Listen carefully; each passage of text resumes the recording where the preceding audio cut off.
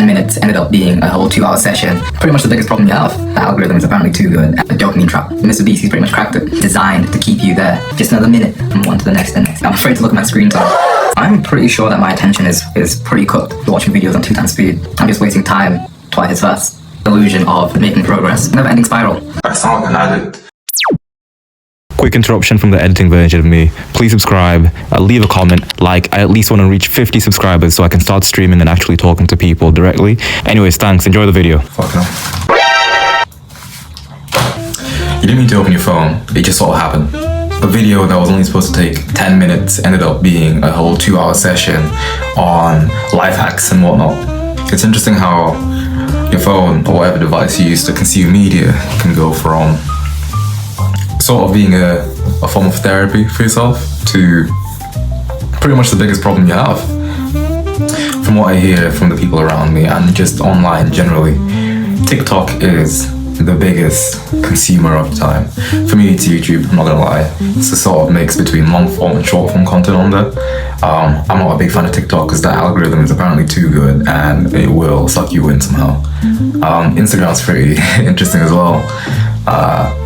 It's sort of different depending on which platform you're on. I'm sure everyone, sometimes you'll see in the comments of YouTube videos, I'll see the comments of YouTube videos that, oh, I forgot this is in Instagram or something like that, expecting some massive level of toxicity.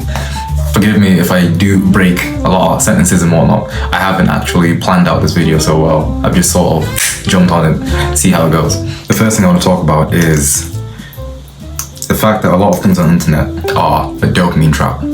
What I mean by this is a lot of things out there are meant to capture your attention and hold on to it. I mean, look at Mr. Beast, he's pretty much cracked it. If you ever wonder if you're the problem, I doubt that. I just assume that the environment, the online space, the online environment that you're in is designed to keep you there. They're sort of taking advantage of your innate desire for that dopamine boost, right? That sense of novelty every 3 seconds. You never know when every swipe is going to lead to something super entertaining. Every tap, every click, just another minute, just a little something. The barrier for entry, the friction is very minimal to go from one thing to the next, which makes it easier to transition from one to the next to the next. Even if you're bored for a whole 30 minutes, you're still going to be looking for it because you know the friction to find it is so small. I'm not just saying this for the sake of it, I'm saying this because I've been there and I kind of am there. I know enough of my own weaknesses to know that is pretty much me on a daily basis. I'm afraid to look at my screen time simply because I know that it's definitely in the double digits. Of course it can't be over certain values, but I mentioned before that this bed, I spent way too much time in it, simply scrolling, looking for the next best thing, only not to care about it and forget about it within a few days.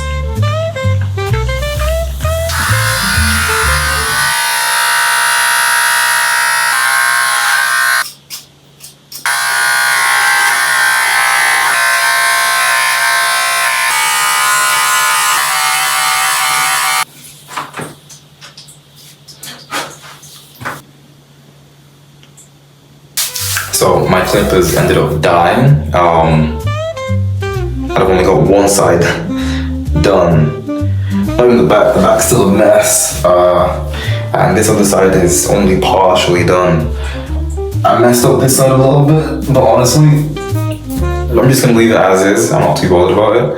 I'd rather move on than stay on that one. Fingers crossed, not falling asleep before I can finish this other side. And I still have a few more things I wanted to mention before ending the video. I'll see you in a second. Long story short, the plan didn't go as planned. A lot of things happened in between now and the last clip, I think. But we move.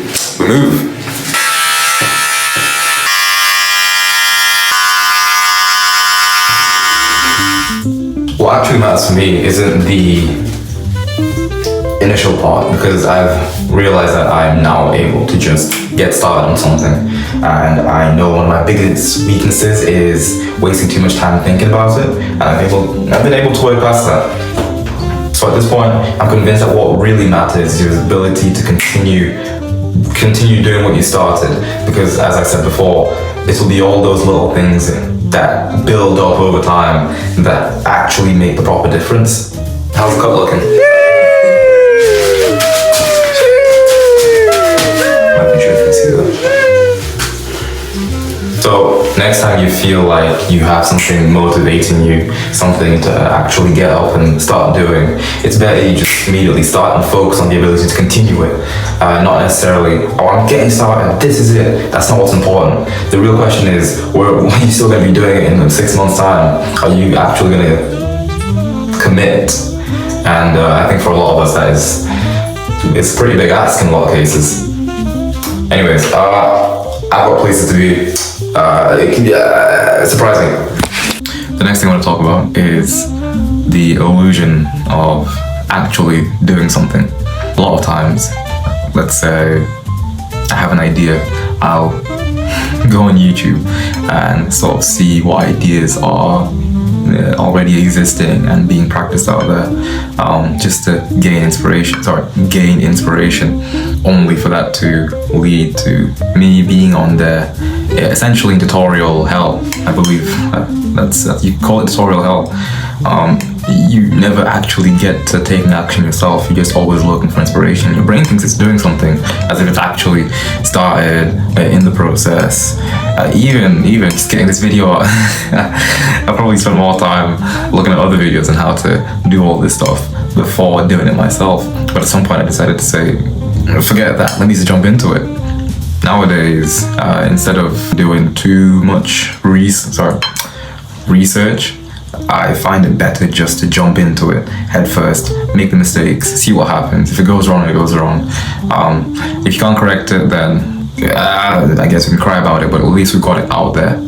For those who drive manual, it's almost like being in neutral or revving the car really loudly, expecting it to go somewhere. And people who know how to, drive a manual, I guess, and they're in the passenger seat watching this, people with the experience can sort of see how it's slightly silly, but once you figure out that you're not making any progress and you're just in tutorial hell, essentially, it's a lot easier to move forward. I'm pretty sure that my attention is pretty cooked. Nowadays, I've actually gotten used to watching videos on 2x speed, and the only reason I can't go high is because YouTube doesn't let me. So now I'm consuming content twice as fast, sure, but I'm not getting anything done twice as fast. I'm just wasting time twice as fast. I'm also at the point where I rarely shower without listening to music. Maybe my brain is always active, maybe also always needs some sort of entertainment. I can't sit and just be for a few minutes and just get something done for a few minutes. I have to be entertained in some way, shape or form, something for me to correct. It's almost as if regular life is just really boring nowadays. Or maybe I just don't have enough to do in my life to actually be entertained. But even if I am entertained and I know I'm making progress, I look forward to sliding in bed and just scrolling on again, because it's simple, it's easy, and it's entertaining. In fact, I can compare it to how much I like sugar. I have quite a sweet tooth, so even now, once I'm done with this, I'll be moving on to these. These are coconut macarons, macaroons, or something like that. I just happen to need some sugar all the time. But yeah, I can see how I've almost trained myself to want entertainment in some way all the time, and I can't live my life regularly without it. Of course, I'm not as bad as some people. I might be exaggerating in a lot of cases, but it still stands that I'm too attached to being online. Boredom is unbearable. You're under the illusion of making progress, and you're constantly seeking comfort, and it's a never-ending spiral. If you find yourself trapped in here, it's a good idea to find some way to break out of it in some way or form. I'm managing it, let's say, with other things, or I sound like an addict, and in a way I am, I guess. It is internet addiction. I'm having to force myself to be extracurricular just to make sure that I'm not in a position to be scrolling on my phone all the time. I've heard before of this idea of an attention economy, and it's starting to feel more and more and more true that your attention is being not even stolen. You're willingly giving up, and you're addicted to it as well. I can't really blame anyone else besides myself for that kind of thing. Anyways, that's all I really wanted to mention. Thank you for watching. Subscribe. Please leave your experience in the comments about your experience with the internet and how, let's say, attached you can find yourself or others being to it. Thanks for watching. Surprise me. Une grosse étoile dans le ciel, une atmosphère riche en oxygène, des monstres testiculaires géants, tout va bien, faisons la fête! Ouais! C'est la fête!